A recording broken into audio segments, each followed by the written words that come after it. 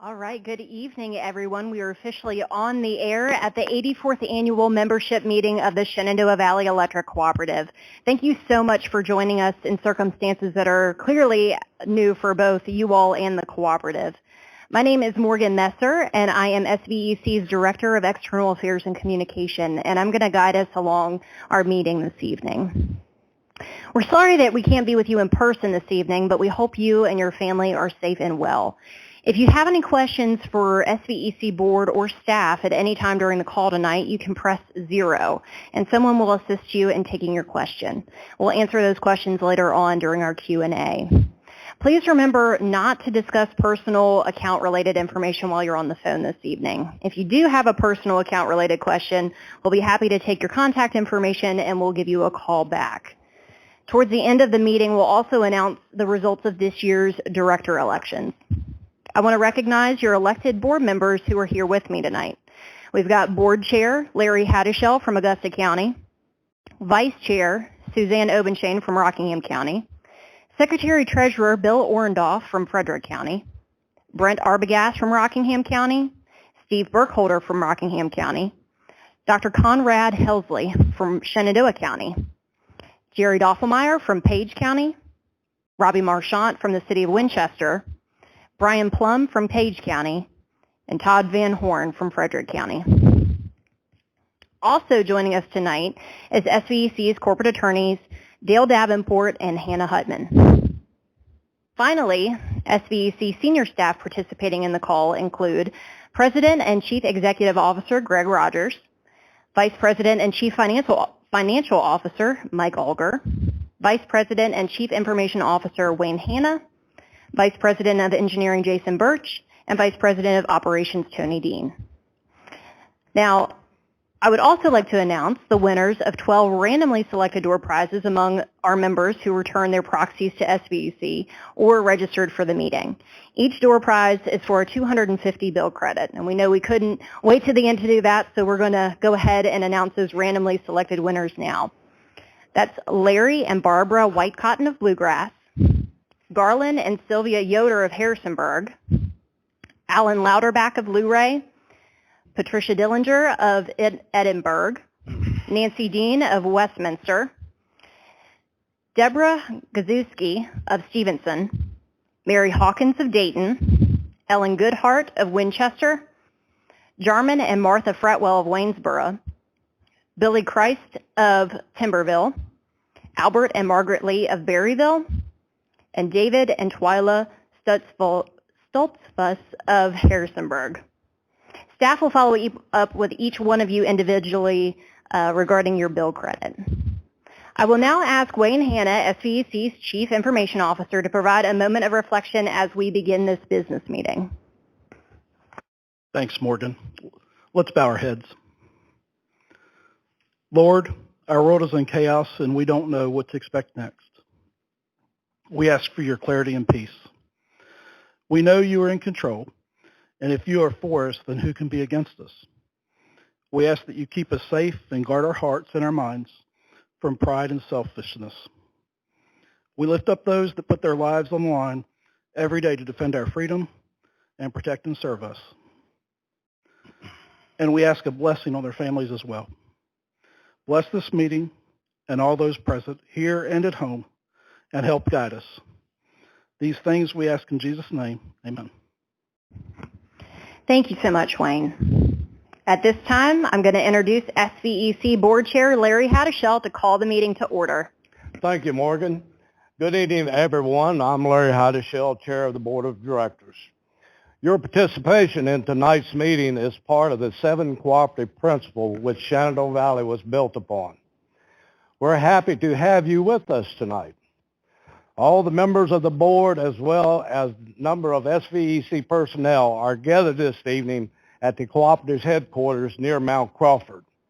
We are in a large room together to help this meeting go smoothly, but we are following Virginia Department of Health guidelines in keeping distance between us to stay safe. To help move the meeting along, as chair, I'll accept motions and seconds on usual matters from board members here in the room. Everyone attending by phone can vote on motions by pressing 1 on your phone for yes, pressing 2 for no.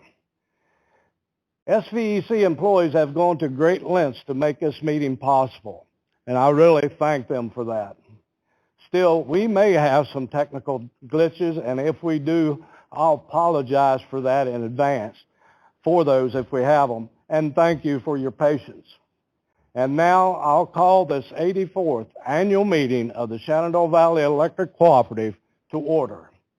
I'll call on Bill Orndorff, our Secretary-Treasurer, to verify the meeting quorum. Thank you, Mr. Chairman. It gives me great pleasure to announce that the total cooperative membership as of June 4th, 2020 was 78,972 members. Article 3, Section 4 of the Cooperative's Bylaws states that 2.5% of the total number of members present in person or represented by proxy shall constitute a quorum for the annual membership meeting. Also, under state law, members casting ballots online are deemed present. This 2.5% of the membership is applicable times means 1,974 members needs to be present or represented by proxy. As of 4:30 p.m. August 11th, which was the cutoff date for the annual meeting registration, the number of members registered or voting online was 542, and the total numbers represented by proxy were 5,108. As a result, 5,650 members are recognized as attending this meeting, and therefore a quorum exists. Survey and Ballot Systems is the company that has handled the logistics for the meeting, including the meeting notice, proxies, and balloting. The cooperative has in its possession a certificate from the company stating that on June 24th of this year, it mailed the official notice of the 2020 annual members meeting as required by Section 3 of Article 3 of the Cooperative's Bylaws. Mr. Chairman. Thank you, Mr. Orndorff. I now call for the reading of the full notice of the meeting that was included in the materials mailed to all members as Mr. Orndorff described, or can I hear a motion to dispense with the reading of this notice? Mr. Chairman, I move that the cooperative dispense with the reading of the notice of this meeting. I second that motion. I have a motion and a second from the members of the board who are with me here at headquarters. Is there any discussion? All in favor of the motion by pressing 1 on your phone for yes, and those opposed, press 2.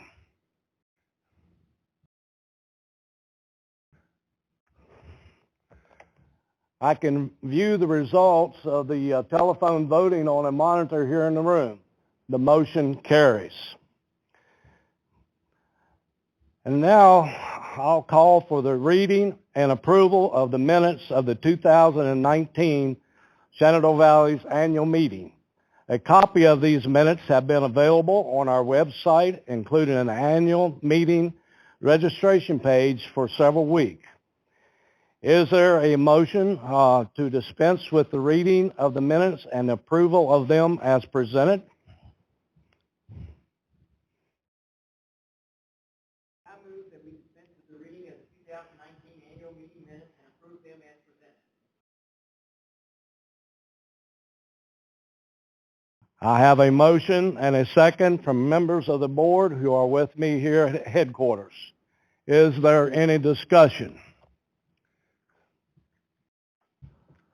Okay, we're ready to vote. All in favor, press 1 for yes on your phone. Opposed, press 2. Again, I can view the results on the screen in our meeting room.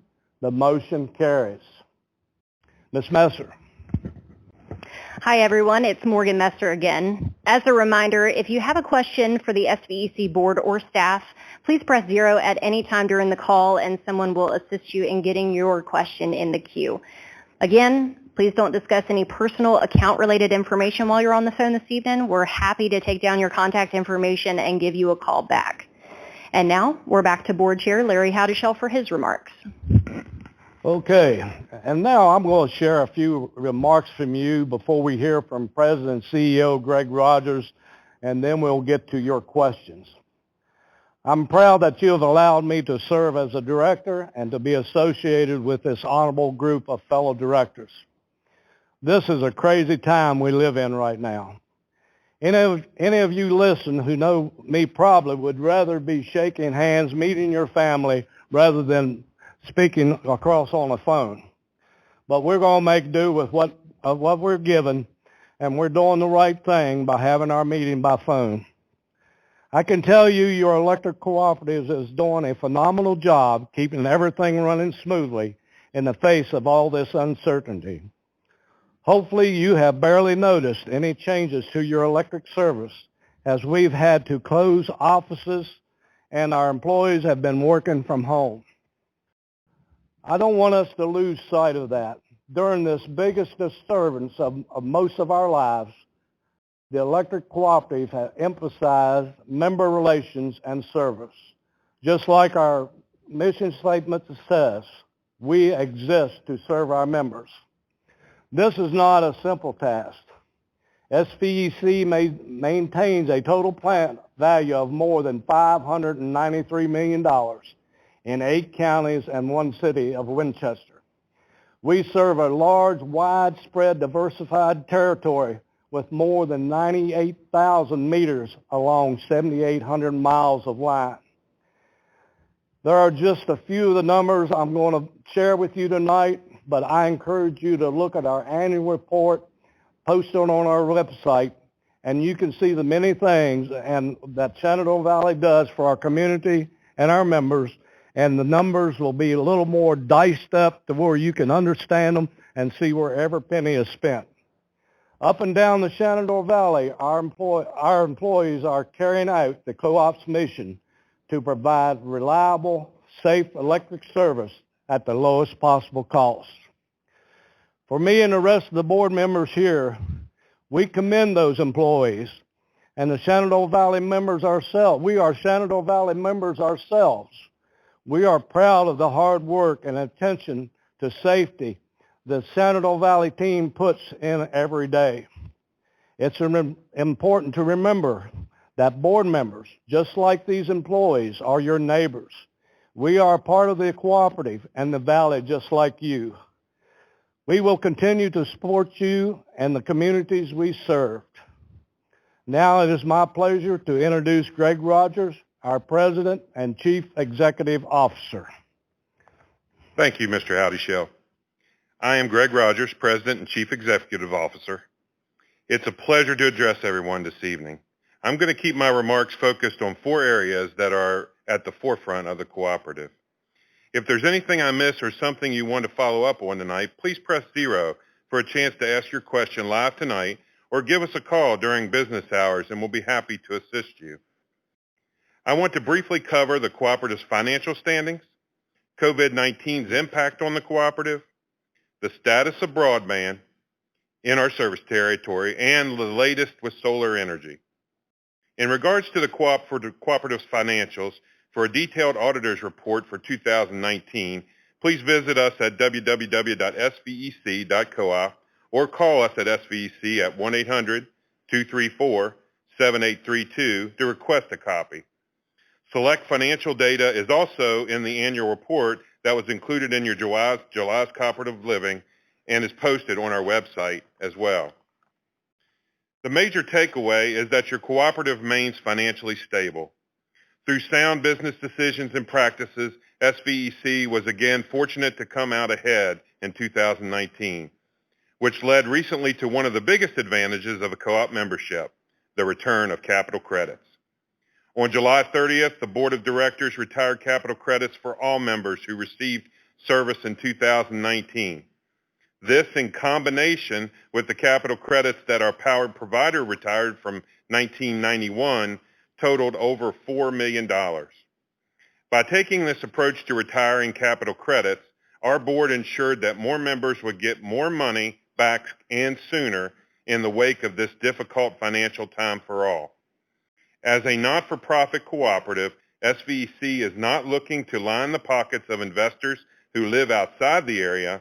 It is our financial goal for revenues to exceed expenses so that we can instead line the pockets of our members, who trust us to make sound, measured decisions that have long-lasting impact.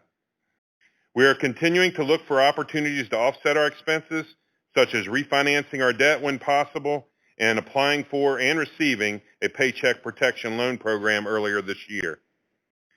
The cost of conducting service continues to rise, however.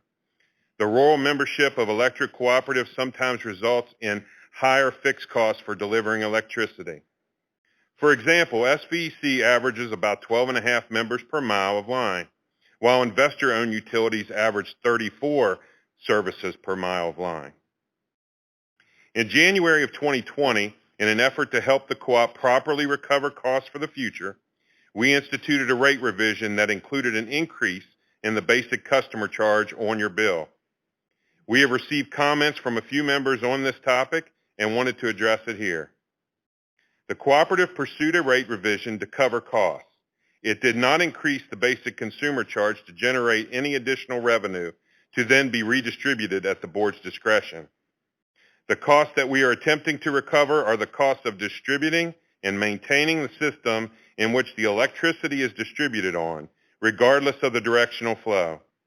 Our previous methodology relied heavily on consumption to allow the cooperative to fully recoup its costs to provide service. These changes have helped SVEC become less dependent on consumption to recover its costs, which aligns with our promotion of energy efficiency programs to reduce usage. It had been 5 years since the last rate revision, and moving forward, we plan to have a more gradual approach to changes in rates, including a revision in 2021. We are undergoing a cost of service study, the results of which will be essential in determining the fair allocation of expenses and the recovery for those expenses. We want to be known for being responsive to our members and offer member-driven initiatives like waiving credit card fees, installing kiosks, and laying the groundwork to offering a prepaid metering program. In regard to COVID-19, the cooperative is, as you well know, a not-for-profit entity, but still relies on member payments to cash flow the costs affiliated with providing our service. With the moratorium on the disconnection of service and the waiving of late fees in effect, this is having a direct impact financially on the cooperative. Over 3,000 members have been delinquent on their bills, which has led to more than $1.1 million in uncollected payments for the cooperative. The cooperative is working on a procedure guide for how to best work with our members to establish payment plans when the SEC moratorium on service disconnects expires on August 31st. We are encouraging you to pay what you can when you can. Also, I referenced a minute ago, the cooperative is looking at offering a prepaid solution as an alternative to traditional billing, which will alleviate the necessity of paying a deposit to receive service.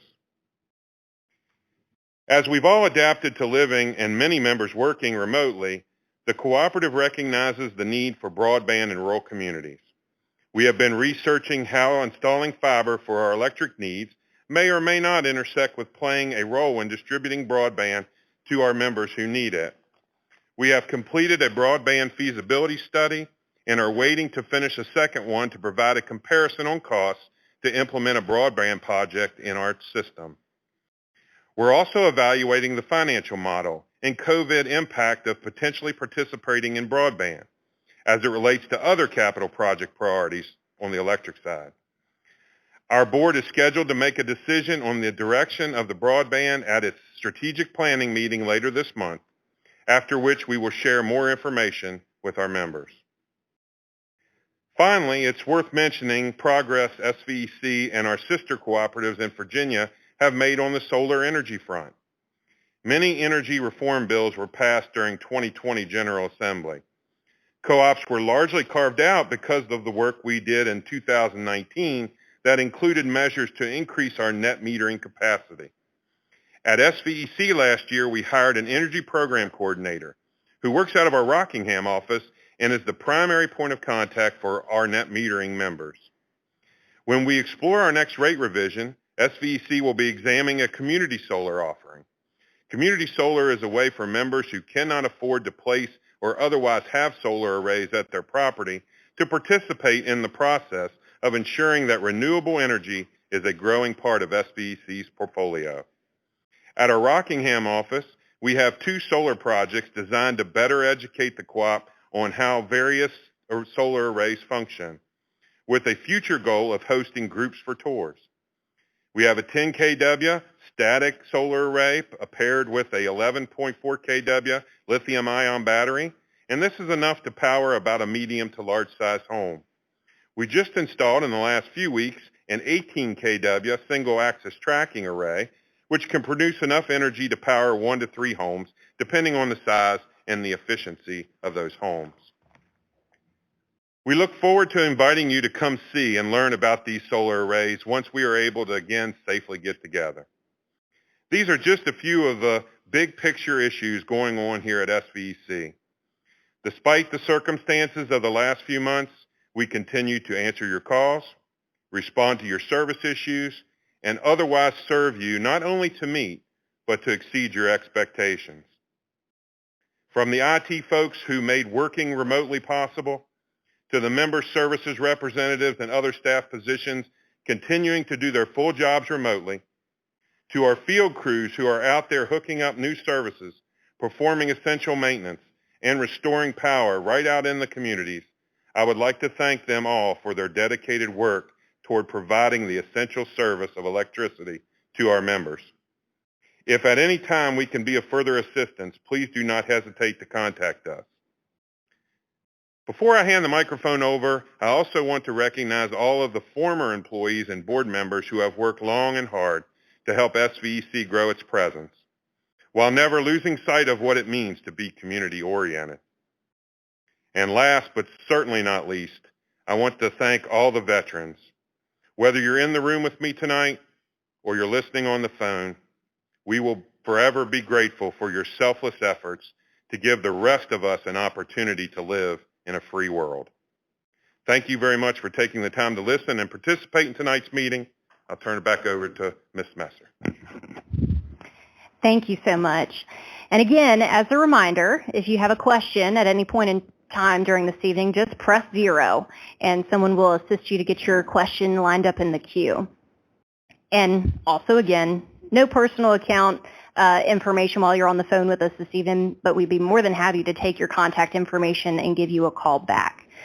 And now on to our attorney, Dale Davenport, for a review of changes to SVEC bylaws. Thank you, Morgan. There were quite a few changes made in the bylaws during the past year.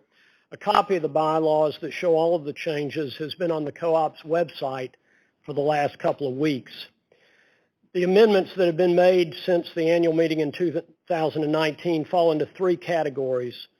First, there were changes to complete the transition in the way that directors are nominated and how members ballot for the candidates. Those changes began last year with the focus on the nominating process, and they continued in 2020 with balloting online and by mail to provide for those alternate ways of balloting for directors and director elections. The second category of changes made it possible for members to attend this annual meeting by telephone participation tonight. And in the third category, there were a handful of changes to update the bylaws in minor ways. With all of the changes in place, the participation of members voting in director elections has increased to over 9% of the total membership of the cooperative this year. This remarkable level of involvement of members in the governance of the co-op certainly achieves the main goal of the board of directors when it undertook to change the bylaws with respect to balloting. With those changes already set up, as COVID-19 hit, it was feasible to make more changes to the bylaws to have an annual meeting without having the meeting in person. Those of you who voted online know that there was a survey you could complete about the voting process. The survey indicated that over 93% of the members responding were either satisfied or very satisfied with the voting system as it was done this year. Mr. Howdyshow? Thank you, Mr. Davenport. We recognize that the ratification of bylaws is a topic that may require discussion among members. If you have any questions based on what Mr. Davenport just shared, please press 0 now. And we will have an opportunity, and you will have an opportunity to discuss the topic of bylaws specifically live on the air here in a few moments. All other questions will be answered after we address the bylaws. Although the board has the duty to keep the bylaws up to date, it is customary for the members to ratify the changes from year to year. Right now, do I hear a motion to accept these changes that the attorney has described?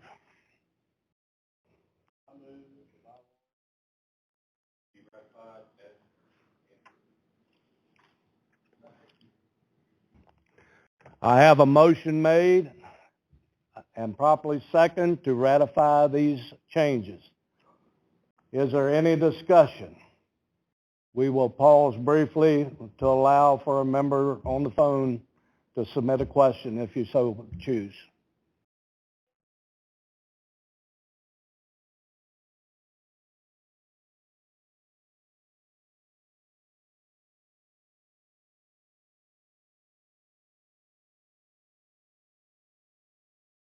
Timothy, you're live on the air.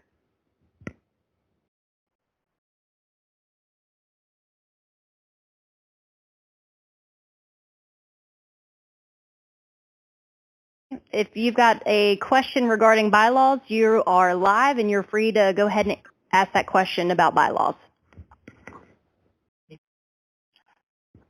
I don't know if that's calling on me, but I did have a question. In the nomination process, it said if there are more than 3 nominees, the nominating committee will, for a position, the nominating committee will decide which 3 of the nominees are most qualified. And that strikes me as a rather undemocratic process that a small group would throw out someone who had gotten the required number of petitions. I can respond to that. Very good question. That was a change since the nominating process was originally conceived and was put into place for the annual meeting of 2019. But after that test year to see what was done right and what could be made better, it was recognized that if there were a multitude of candidates, then number one, it would be by necessity a plurality election. It wouldn't be possible to have a runoff because given the different kinds of voting, there can only be one round of balloting. Secondly, there are logistic problems with allowing online voting by having a multitude of candidates. In other words, if you were to have 8 candidates or 16 candidates, you simply can't handle that appropriately with the technology in putting it online. So the feeling was that that should be changed. After all, that gives the members a substantial choice if you have that number of candidates. And the nominating committee is perfectly able to make a decision on behalf of the members to vet out that list and only have on the slate the candidates that they feel would be best able to serve the members of the cooperative. That's the reason for that change over the past year. Great. Thank you so much, Timothy, for calling in. It looks like we've got a couple more questions about bylaws here. Next, we'll go to Donna. Donna, if you want to ask your question regarding bylaws. Sure. Thank you. Thank you for taking my question. So my question is in reference to the bylaws. If you have, multiple properties and you have multiple different accounts, then why not have multiple voting, multiple votes? So that's my only question. Because to me, like if you're in a homeowners association, say for example, and you own 2 or 3 properties within a homeowners association, then you get, 2 or 3 votes, however many properties you own within that homeowners association. So I'm just, I don't understand why that, I don't know that it really matters because I don't really know how many votes really, I don't really know that it matters much because I'm not sure of the involvement and how deep it goes within things that most people really get involved with, the common, to the average everyday person. But my question is that I'm just curious as to why, if you have multiple accounts, why you only get 1 vote. That's my question. This is Dale Davenport, counsel again. The reason for it is that you only have 1 membership. And as a cooperative, part of the governance is that you have 1 vote per member. You don't have 1 vote per dollar. You don't like it such that large customers would get a bigger vote. You don't have 1 vote per share like with a for-profit corporation. You have 1 vote per member. That's the nature of the cooperative. So if you have a house, a primary residence and a secondary residence, if you have a residence and a business, if you've only got 1 membership that those accounts are in, then you get 1 vote. Many members, in fact, have more than 1 meter. That's particularly true with agricultural members. You may have a meter out there for an irrigation pump. If you have your business set up as a corporation or through a limited liability company, then that's a separate membership. But if you are 1 member, you get 1 vote, and that's the way it's been for the entire time of the cooperative, and is really a fundamental precept of cooperative governance. Very good. Thank you for that question, Donna. Next, we're going to go to Patrick. I believe Patrick has a question on bylaws. Patrick, you are live.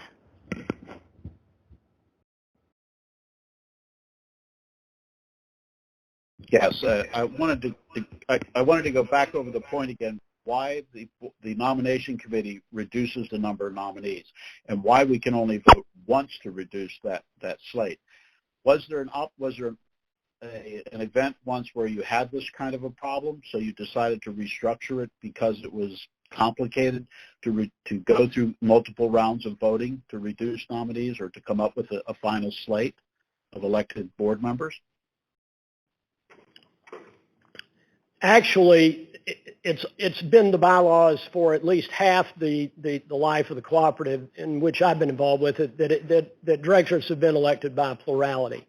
But if you think about the way that members have been able to vote and the way in which the participation has been so dramatically increased this year, it would become a real logistical challenge to have a second round. After all, we had an open window for voting for a number of weeks this year.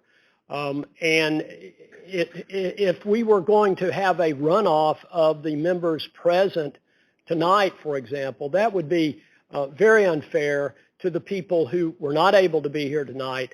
And if we were to try to stop the action and have another multi-week period in which there would be a runoff, it would delay the seating of new directors. It would just be an unnecessary situation, and so that was another reason for it. So there were 2 reasons, to reiterate. There was a logistical reason that there are just limitations to put on a website, to put on a mailed ballot when you're dealing with setting up the formatting of what goes out in the mail to all these members, and you're working in a pretty narrow time frame because you don't want to keep new members out of the election, and it's a tight time frame. So there's a logistical reason why it makes good sense to limit the number, the amount of space that the candidates take on the written materials, as well as on the screens that those of us who voted online saw. Great. Thank you for your question, Patrick. And then we've got Charles. Charles, would you like to go ahead about your question with bylaws? Yes, folks. The copy of the bylaws that I received in the mail has only the even numbered pages. It has pages 2, 4, through, 6, 8, 10, 12, et cetera, through page 30, but not the odd pages. So I suspect that I'm not the only one to have received a copy of bylaws that are not really complete, that only get it given half the pages. So I'm not sure that we can really even vote on these bylaws tonight because they haven't been adequately advertised.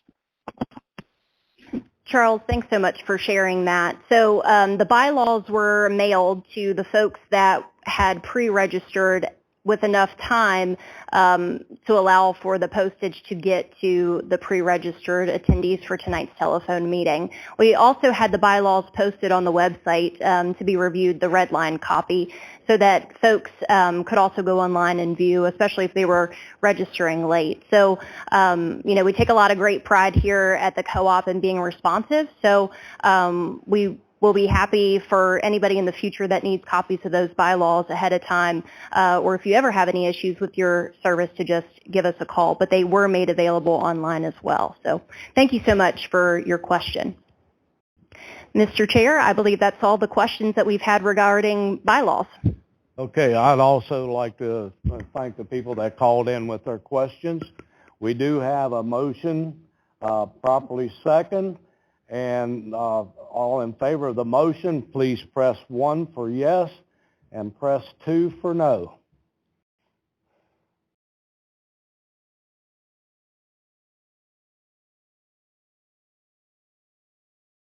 As I see the results on the screen, the motion carries to ratify the bylaws. Thank everyone. At this time, is there any new business to come before the membership?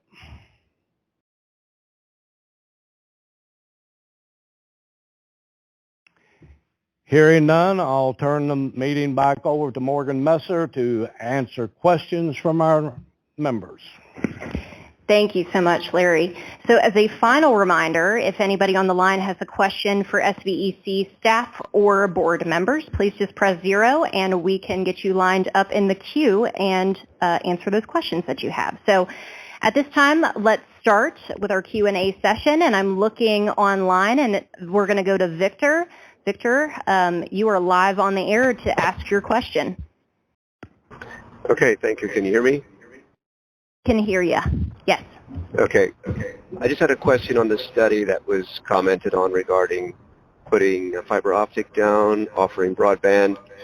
Is that something that the co-op would be getting into as in an internet service provider, or would this be laying of fiber optics and then offering it to other ISP? Victor, this is Greg Rogers. I'll take the answer to that one. Yeah, we engaged in a feasibility study where we asked them to do two things. We asked them to lay out a backbone that would allow us to provide the electrical needs for fiber to our substations and all the downline devices, other radio and AMI metering needs. And as part of that study, they also did a feasibility study that looked at fiber to the home and middle mile option, which is kind of what you were alluding to there as far as selling to others.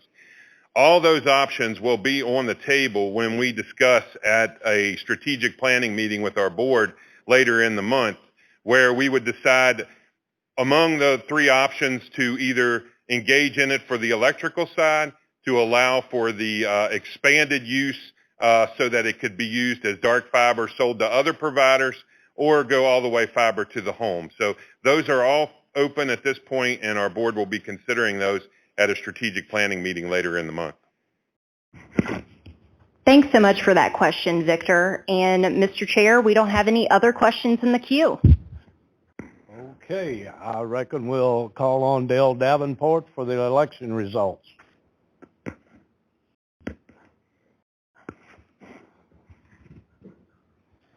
Thank you, Mr. Howdy-Shell. Balloting in director elections opened on June 25th and ran through this past Monday. I received the official ballot report yesterday from Survey and Ballot Systems, the company that has handled the ballot logistics. This year, our cooperative members have chosen as directors From Rockingham County for Seat A, Stephen Burkholder. From Rockingham County for Seat B, Suzanne Obenshane. I know all co-op members appreciate the willingness of these highly qualified candidates to stand for these elections. They serve all of us by participating in this way in the democratic governance of the co-op. Thanks also to the nominating committee for their work this year. That committee was chaired by Dewey Ritchie. Other members were Eugene Baer, Dwight Newman, and Michael Thompson. Mr. Howdyshell. I want to thank all of you on the phone for spending your evening with us, and I now ask for a motion to adjourn the 84th annual membership meeting.